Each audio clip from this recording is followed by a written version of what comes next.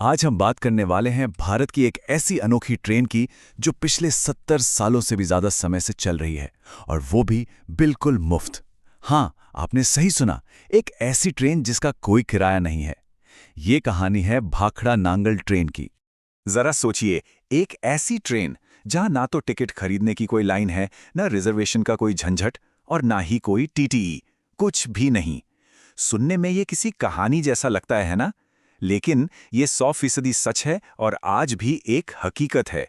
तो चलिए जरा पीछे चलते हैं और समझते हैं कि इस ट्रेन की कहानी आखिर शुरू कहां से हुई।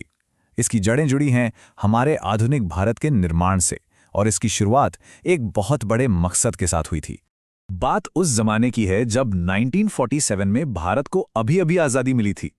देश को अपने पैरों पर खड़ा करने के लिए बड़े-बड़े प्रोजेक्ट्स की जरूरत थी और इसी सोच के साथ 1948 में भाखड़ा नांगल बांध की नींव रखी गई, जो बिजली और सिंचाई के लिए बहुत ही जरूरी था।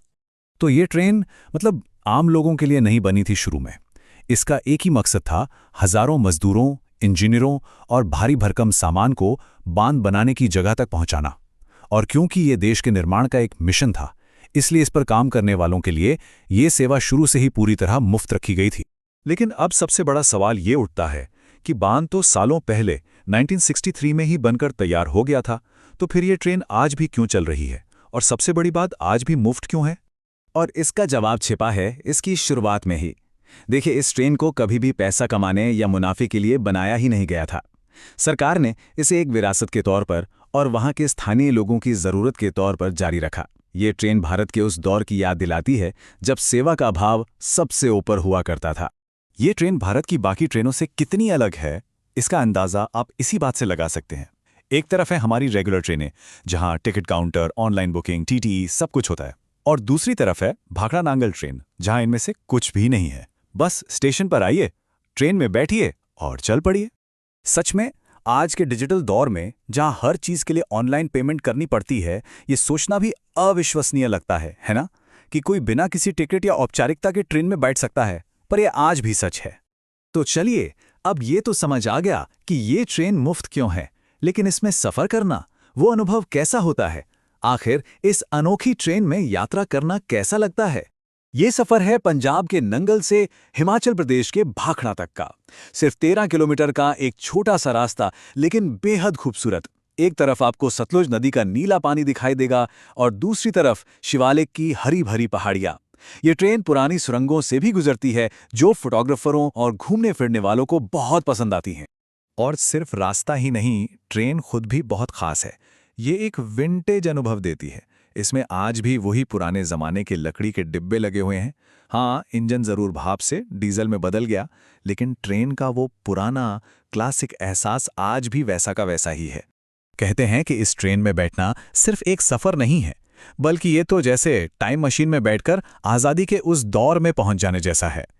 ये आपको उस दौर की याद दिलाती है जब हमारा नया नया आज़ाद हुआ देश बड़े बड़े सपने देख रहा था और उन्हें पूरा करने के लिए जी जान से लगा हुआ था।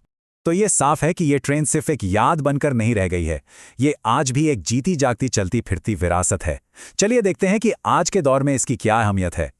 और इसका सबसे बड़ा सबूत ये है कि ये खाली नहीं चलती।